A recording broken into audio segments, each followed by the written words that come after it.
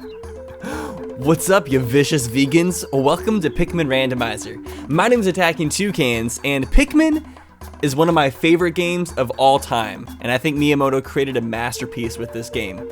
Technically, Zelda is my favorite franchise in Nintendo, but if they made as many Pikmin games as they made Zelda games, Pikmin would, for sure be my favorite Nintendo franchise. Pikmin just doesn't get equal representation in the media, and I think it's unfair, so I'm here to make more Pikmin content for the internet. So we're playing Pikmin Randomizer. Now, I personally love randomizers. I've done a lot of Zelda randomizers on my channel, done Mario 64 randomizer before, and we now have a Pikmin randomizer because they're starting to make this stuff for GameCube games now. So I'm just going to go ahead and jump into it. There is a lot of interesting information related to this randomizer, and I've actually been talking with the creator of this, which shout out to Minty Meeo. He is the creator. I'll put a link to his channel down in the description. He told me a lot of interesting information about how the logic and code of this randomizer works, so I can talk to you guys about some interesting information about Pikmin that you might not have ever known before. So let's go ahead and jump into this. So pretty much the main concept of Pikmin Randomizer is that it's an enemy randomizer. It takes all the enemies and bosses of Pikmin and randomizes them each day, so you have to pretty much fight through these levels with completely different strategy. You do not approach it the same way you normally would, and it's fun. It actually adds some variance to Pikmin, because normally when you play through Pikmin, all of the enemies are in the same spot.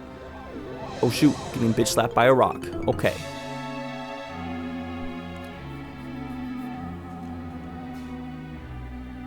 Crashing way up in the stratosphere. Tell my mother, tell my father. Alright, so Pikmin Randomizer.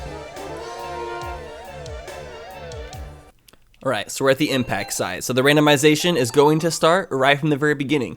So Pikmin Randomizer is an enemy randomizer. And what that means is it takes all of the enemies and entities of the game, and that includes bosses, and randomizes them with other enemies. There's a lot of interesting information related to the logic of how this works, and I'll get into it in a moment. But let's go ahead and just start playing this game. So we are Captain Olimar, or this little tiny alien who's about 1 inch tall. It's pretty much the size of a small bean. He crash lands onto this planet that has high levels of poisonous oxygen. So I actually have a theory related to Pikmin. I've actually always theorized that Pikmin is part of the Fallout franchise, and that it takes place after the Fallout games, about 100 years after the nuclear blast hits. And we're just this little alien that crash lands onto this planet that's full of a bunch of bugs and creatures that were mutated due to the nuclear fallout, and we're just here trying to see what's up, and that's why the oxygen here is poisonous, is because it's full of nuclear radiation. And I'm about to show you the coolest thing about this randomizer as well. After we watch this little cutscene, gross. I did not want to participate in this. The seed that the onion dropped took root in the soil and has now produced an adorable little sprout. So adorable. Oh, we got some new enemies. Normally, these little bugs right here are pellet posies, but they've been randomized and switched out with some new bugs. So we have a Pikmin, and I didn't get to show you anything right there. I'll show you something really cool in a second that was modded into the Pikmin Randomizer that actually makes this freaking dope as hell. So I'm gonna go ahead and kill these guys by myself, because even though these little shear grubs are small, they have a high likelihood of being able to kill one Pikmin. And if I allowed one of these little shear grubs to kill my first Pikmin, then it would have ended this first day, and we would have blasted back off into orbit without even collecting our engine. Normally it's impossible to lose a Pikmin on the first day, but because it's a randomizer, it can happen. So if you lose it, you'll just go back into orbit, even though you haven't picked up your engine, because right now we're unable to go back up into orbit because our ship is completely demolished. Did he bring out a yellow pellet posy? Was the color randomized as well? So yeah, we bring back pellets and carcasses back to the onion. They get harvested, and then the onions just jizz out little Pikmin seeds after that. And it's a pretty interesting way of repopulating, but it's all good. It's all good. Okay, so here is the thing that I was wanting to show you guys. This is a thing that they have in Pikmin 2 and it is the pluckaphone. So check this out. I can just whistle the Pikmin, and they all come out of the ground. No more having to pluck hundreds of Pikmin over and over, and that's gonna like be amazing because later in the game we're about to deal with enemies that bury like 50 Pikmin at a time, and we are going to need the ability to unpluck them quickly, or else we'll be plucking Pikmin for forever, pretty much. Hey guys, I'm sorry to interrupt the video real fast, but I'm interrupting because we have a sponsor for this series. So Pikmin Randomizer, this series is brought to you by Manscaped, which is an electric razor that you can have delivered straight to your door. This razor is fantastic because it doesn't cut or nick you while shaving, and it's safer to shave sensitive areas. It's also highly water resistant and really easy to clean. I've been using their product for 8 months now, and it's personally been one of the best shaving products I've ever used in my life. And you can get it yourself for 20% off with my code TUCAN20. If you need a shaver and you're looking for a way to help support the series at the same time, consider getting one today. Anyways, back to the randomizer. And apparently there's this really old trailer from 2000 of Pikmin 1 beta where you can actually see them using the pluckaphone, and it turns out you can re-enable it by using a change of the perimeters in one of the bins for the Pikmin emulation file. In addition, the same plucking effect is used by the Smoky Prog when he uproots Pikmin at the base. If you didn't know what the roar does, the Smoky Prog is the enemy from the Distant Spring, and it's crazy because it attacks your onions, and it has a roar that is equivalent to the pluckaphone, as in his roar plucks up Pikmin at your base, and then he's able to kill Pikmin instantly by rolling over them. So this enemy is actually super savage because he goes to your onion, he plucks all the Pikmin with his roar, gets them all out of the ground, and then kills them. It's like the most disgusting thing ever, and I can't believe Nintendo would even do something like that in an E-rated game. Just ashamed. Just flabbergasted, honestly. Pushing the box. You guys can do it. So one of the things about randomizers that lots of people usually enjoy is that randomizers typically cut out the repetitive cutscenes of the game. Especially if you've watched Ocarina of Time Randomizer, you've seen that like you don't watch the opening cutscene, you don't watch like any of the cutscenes in the game. You just kind of like play it and just enjoy the game engine and gameplay. And although I have cutscenes turned on right now, there is a way to actually turn cutscenes off. If I use the Pikmin practice hack, which is a ROM of Pikmin that gives you options to turn off the cutscenes, which you can actually patch with the randomizer, which will allow you to play Pikmin Randomizer without cutscenes. And that's typically used for the speedrun community, to be able to practice their runs without having to watch all the cutscenes, because those can take up a lot of time. And if you're just practicing, saving time is definitely worth it.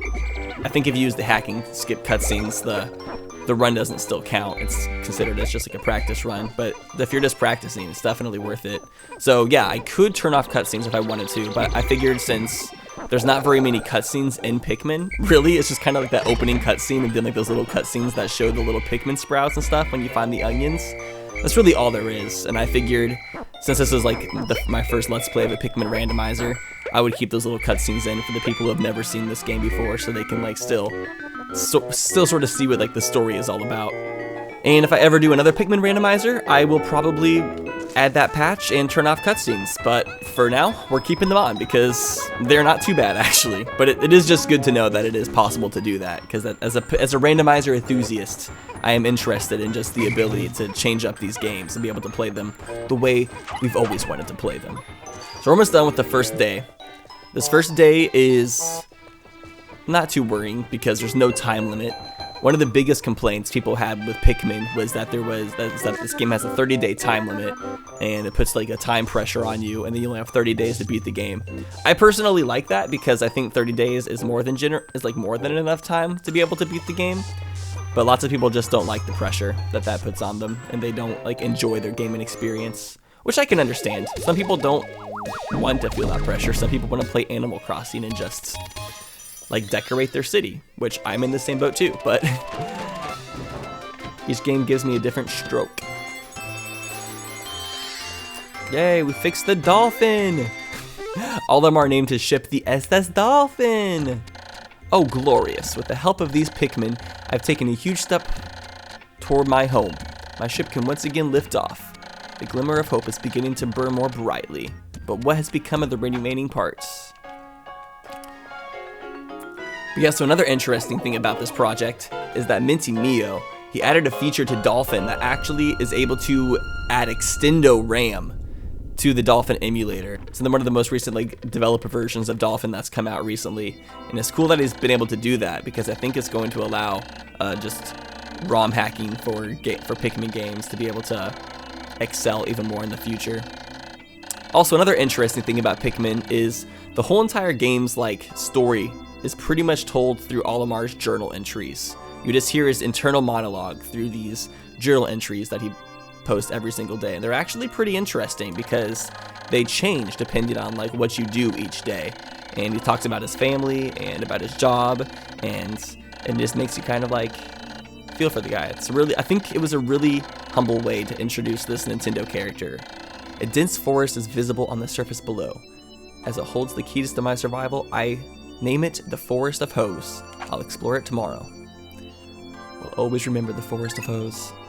Then we get interesting data at the end of each day that tells us how many Pikmin we sprouted, how many we lost in battle, and this will get more interesting as we get the other types of Pikmin. Day 1, it's a pretty boring line graph. Alright, so since we have the engine, we have unlocked a second area, which is the Forest of Hose, like I just said, which is actually the Forest of Hope. And we're just going to go ahead and fly down, and this is where we're actually going to be seeing more interesting randomization. The impact site is kind of lame whenever you first enter because it's the tutorial area. But yeah, this area has a lot more enemies. So we have the onion right here. When I was younger, I used to call this the uterus because it was just planting tons of babies everywhere. And I still kind of stick to that. I think the uterus is a hilarious name for the onion. Yeah, so you've already seen we have another enemy right here. We have a Wally Wong over there in place of the first Bulborb that you normally kill. So that'll be a little bit more of a challenge. Did we really lose a Pikmin right there? That's embarrassing. Guys, come on. Okay, we have to start knocking down this spider web wall. It's hardened web. Whoa, that's something else. Enemies can be randomized with fire geysers. So that's something else to keep in mind. And also we have little things of grass right here that we can harvest, and it'll give us nectar, which the Pikmin can drink, and it'll turn them into flower Pikmin, which allows them to run more quickly. Come on guys, let's knock down this wall. Let's go, crew, let's go. I would not be a good motivational speaker. Another intriguing discovery. We found some urine. The Pikmin love to drink it for some reason because they freaky. Okay, let's get these little bugs. We got some water dumples over here. I think water dumple is the funniest name for an enemy in this game. Dumple. So while we're doing this, let me go ahead and talk about the enemy randomization logic, which fortunately Minty actually kind of broke it down for me and explained it pretty in depth. So I will try to convey the information that he told me as best as I possibly can. Oh, we're losing a few Pikmin, but it's alright. We'll make it up. That's one of the things about Pikmin is you have to you can succeed way more while playing this game once you stop caring about the individual lives of your Pikmin. This game pretty much teaches you how to be a sociopath and to not care about individual lives and to only care about yourself and the profits that you can gain through the exploitation of the weaker species, or creature. But at the same time, it's an interesting dynamic because it's also a somewhat symbiotic relationship because the Pikmin can't really seem to succeed or thrive without having a leader to guide them with what they're supposed to be doing. But anyways, back to the logic. So the name for the enemies in this game are called techies, which comes from the romanization of the word enemies in Japanese. So there's 5 categories of enemies in this game, and each category can only be randomized within itself. So first there's Limit, which includes all the small enemies like Dwarf Bulborbs, Sheer Grubs, Pellet Posies, Wogpoles, pretty much all the stuff that are going to be doing a very small amount of damage. Next is Basic, which includes the larger enemies like Yellow Wally Wong, Spotty Bulborbs, Bread Bugs, Fiery Blowhogs. It's kind of like those medium level enemies. And then the third category is sub-boss, which has stuff like the Puff Stool, Pearly Clam, Armored Cannon Beetle, and the Smoky Prog, which Smoky Prog is probably, it's pretty crazy that thing is considered a sub-boss in my opinion, but that's just where we're at right now, because I don't think he's able to consider it a boss, because it's not actually a boss. And then there is the bosses as well. Only bosses are randomized within themselves, and he also added some logic into the boss randomization that will always make it so the bosses will always be randomized. So you'll never find a boss in this vanilla location while playing a Pikmin Randomizer. Alright, first Wally Wong. Let's try to fight this without losing too many Pikmin. Usually it's pretty easy to kill these guys if you're just patient. It's pretty typical to lose a couple Pikmin while fighting a Wally Wong. It's like almost impossible to not have any casualties while killing a Wally Wong. Especially when you play as bad as I am, which we will get better as we continue to practice. Stop crushing me, please. Okay, we're good, we're good. So yeah, so as far as this Let's Play goes, I am planning to 100% this game, which means I'm going to try to collect all 30 ship pieces that are collectible in the game. We will see how we do. There is 5 levels in the game, and all of the bosses and enemies are going to be randomized, so we're about to experience Pikmin in a whole new light. And I always love playing games with a little bit of variation added onto them. Alright, let's carry this little frog. Look at his tiny little arms. How does he even jump? I guess he jumps with his legs. Surprised he's able to lift his whole entire body so high into the air with how small his appendages are. The clock is indicating the coming of noon. Ew, I don't want noon to come on me. The sun meter. Yeah, so we have a pretty interesting user interface. I guess I can go ahead and describe that a little bit. At the bottom of the screen, you see 3 little squares with numbers in them. The first with the 3 zeros, that is how many Pikmin are currently in our party. So we just got 10 more Pikmin in our party. The next number is the amount of Pikmin that are out on the field currently. And the last number is how many Pikmin you have total, including the Pikmin on the field and the Pikmin inside the uteruses. Speaking of uteruses, we have the yellow uterus coming up right up here.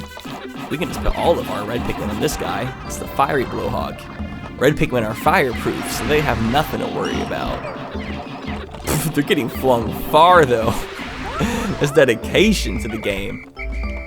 Okay, so let's go ahead and activate the cutscene for the yellow onion. And then while we start raising the yellow Pikmin population, we'll carry that battery back to the ship that we saw over to the side. Another thing I love about Pikmin is it has a really good soundtrack. Whoa, that's a lot of honey wisps. What's going on with all these honey wisps? Girl, get down here. Drop that sweet nectar on my face. Okay, I'm just gonna kill those guys because I don't want to have them kill my only yellow Pikmin. That wouldn't be opportune. Okay, we got 64 reds. Let's put them all in this janky battery. The external fuel dynamo. It has an unlimited energy supply. Oh, so there's 30 ship pieces in this game that we are going to be collecting. Minty said that he is actually working on having the ship pieces randomized in the future as well. I'm sure there's like some logic that he has to like figure into that, because there's some ship pieces that are probably too large for specific areas. But overall, I don't think it'll be too difficult to figure out the logic of that. I considered waiting for that to come out before doing this Let's Play, but I realized it really doesn't change the gameplay that much. The enemy randomizer is what makes the biggest difference. And also, I just wanted to play Pikmin on my channel again. It's been a long time since I've played this game on my YouTube channel. But I did do a Let's Play of Pikmin 1 back in like 2012, 2013. I put a lot of work into that Let's Play. That's all I'm gonna say. This should light things up for me. No more candles. Alright, pick them all up, boys. Let's go. We're rocking the flow when we're making our pokos and making our dough. Growing the Pikmin and watching them grow. Gonna do things never done before. Shout out to the Pikmin. They looking slick, man. If you don't like them, then you are a dick, man. god, I love the pluckaphone so much. That's like one of my biggest complaints with Pikmin 1, is like how long it takes to pick all of the Pikmin in this game. But pluckaphone solves all of that, and you get it from the very, very beginning, which is pretty sick. So yellow Pikmin are interesting because they can be thrown much higher because they are lighter, and they're also strong enough to carry bombs. I always thought it was interesting that yellow Pikmin were the only Pikmin that could carry bombs, but that's just how it is. I think they did that just because they wanted to give yellow Pikmin a purpose in this game, because throwing them high isn't that much of a redeeming quality. In Pikmin 2, they become electricity proof as well, which makes up for their disadvantages. Alright, we have another Doppler radar of some sort up here. Let's go ahead and try to collect this before the day ends. And ooh, that's a sheer grub. Let's go ahead and kill that sheer grub. Leave my chillins alone. Oh, there's a couple sheer grubs. Watch out, boys. Attack! No! Don't do this! My baby! My baby. Actually, I'm not gonna get that right now. I think we're better off just getting more yellow Pikmin so we can start off the next day a lot more quickly. There's too many things right here for us to collect. Don't want to miss out. So what enemies do we have over here randomized right now? I have a Wally Wong.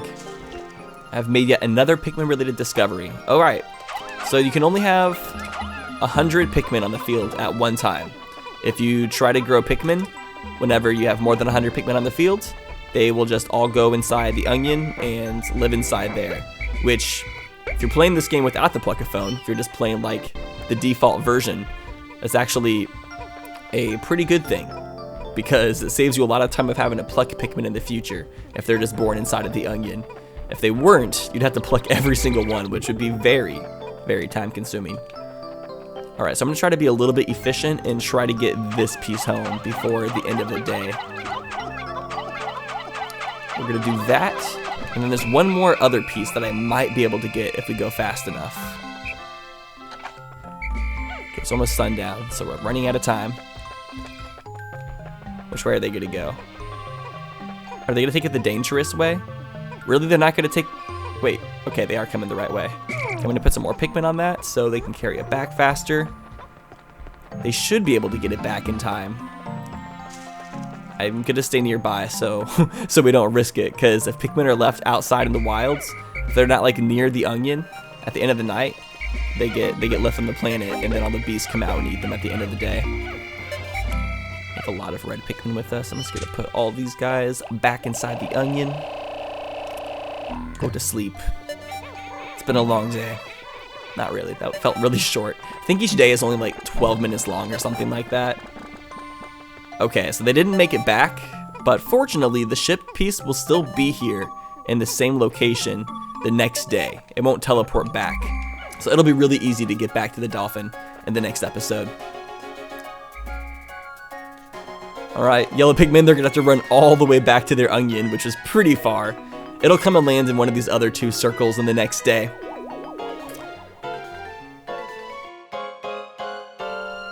I like the end of the day music on this game. I started saying this earlier, I'm not sure if I finished my thought, but I love the soundtrack for Pikmin. I think the ambient tracks are great, I think the jingles are really catchy. Just the whole entire ambience of the Pikmin universe is one of my favorites. It's very peaceful and serene. It appears that many of my ship's parts have landed in this region. If I can just recover the parts of my radar, I should be able to use my radar screen. Which we almost collected that. We almost got it home. That was going to allow us to use our map and see where the other ship pieces were. I don't necessarily need it because I know where all the pieces are, because I've beaten this game probably like over 20 times at least. Like I said, huge Pikmin fan. It's my favorite Nintendo franchise after Zelda. So then we have two lines now. The yellow Pikmin. We have about half as many yellow Pikmin as red. And we lost 23 Pikmin in battle today. Salutes to the troops. You'll be missed. Alright, let's go ahead and save. I don't think we're going to be able to go to a new area yet. No, we are not. Anyways, we have gone through the first 2 days of this game. I'm going to go ahead and end this episode here, but if you enjoyed this video, make sure to hit that thumbs up button for me. And also, if you want to be notified when I post more videos, hit that subscribe button so you can stay in the loop. Anyways, thank you all for watching, and I'll see you in the next one.